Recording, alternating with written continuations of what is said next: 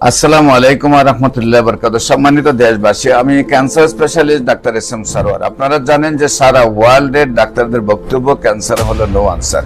Cancer হলে আমরা সাময়িকভাবে চিকিৎসা দিয়ে থাকি, একসময় ক্যান্সারের মৃত্যু হয়, এটাই মেনে নিতে হয়।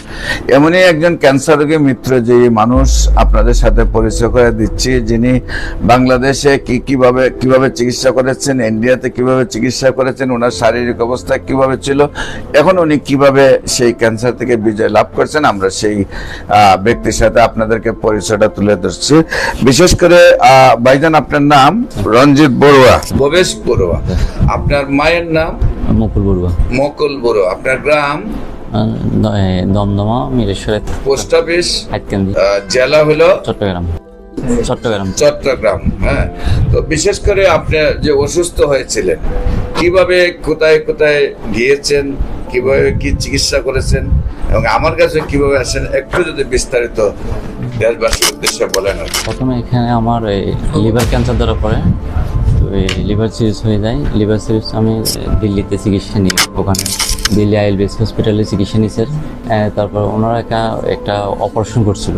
এই অপারেশন করার পরে কিছুদিন পরে আবার সাইড এফেক্ট শুরু হয়েছে। ক্যান্সারটা পুরো শরীরে আবার ছড়ায় যাচ্ছিল, বলছে ক্যান্সারটা শরীরে ছড়ায় যাচ্ছিল।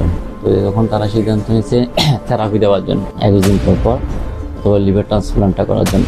তো এখন এটা তো অনেক ব্যয়বহুল স্যার, আমার তো এই পর্যন্ত অনেক টাকা চলে গেছে।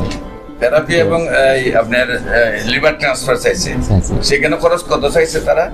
ওইটা স্যার বাংলাদেশি টাকা প্রায় 70-80 লক্ষ টাকা। প্রায় 70 থেকে 80 লক্ষ টাকা তারা চাইছে খরচটা।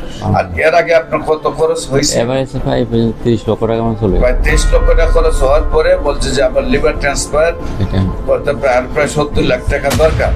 তারপরে আপনার শারীরিক অবস্থা কেমন হলো? তখন শারীরিক অবস্থা, আমি চলে আসছিলাম ওখান থেকে। আসার পরে এখানে কিছুদিন থাকার পরে অবস্থাটা একদম অবনতি হয়ে গেল।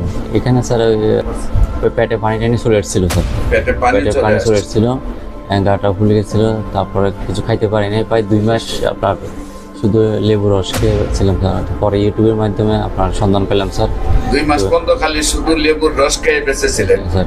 পেটে পানি চলে আসছিল, সমস্ত হইলে ক্যান্সারটা ছড়িয়ে পড়লো। তারপরে আপনারা আমার খবর পেয়ে আমার কাছে আসছেন। হ্যাঁ, হবিগঞ্জে গেলাম। তারপর হবিগঞ্জ থেকে মানে তারপর এখান থেকে ঢাকাতে পুরাতন পল্টনে নিচ্ছি। আমার কাছে ওষুধ খাইয়ে কতদিনে ভালো হয়েছেন?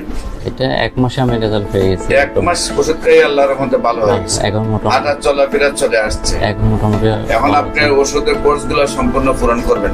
এটাই স্যার। সম্মানিত দেশবাসী, উনি বিশেষ করে 27 লক্ষ টাকার মতো শেষ করেছেন। প্রায় আরো 70 লক্ষ টাকা খরচ করার জন্য ফ্যামিলি প্রিপারেশন নিয়েছিল। সেই অবস্থায় আমি পাওয়াতে আল্লাহর রহমতে ওনার চিকিৎসায় যতটুকু সুস্থ হয়েছেন। আপনারা দেশবাসী দোয়া করবেন, উনি যেন আপনাদের সবাই দোয়ায়, চিকিৎসাটা বড় কথা নয়, আল্লাহ যদি সহযোগিতা না করে আমার গুল্লা পৃথিবীর সব ডাক্তার গুল্লে সে ওনার ভিতরে প্রবেশ করলে হবে না, আমি বিশ্বাস করি। আপনারা সবাই দোয়া করবেন, আপনাদের দোয়ায় যেন উনি আজীবন সুস্থ থাকেন। সবাই কাছে বিদায় নিচ্ছে। আসসালামু আলাইকুম ওয়া রাহমাতুল্লাহি ওয়া বারাকাতুহু।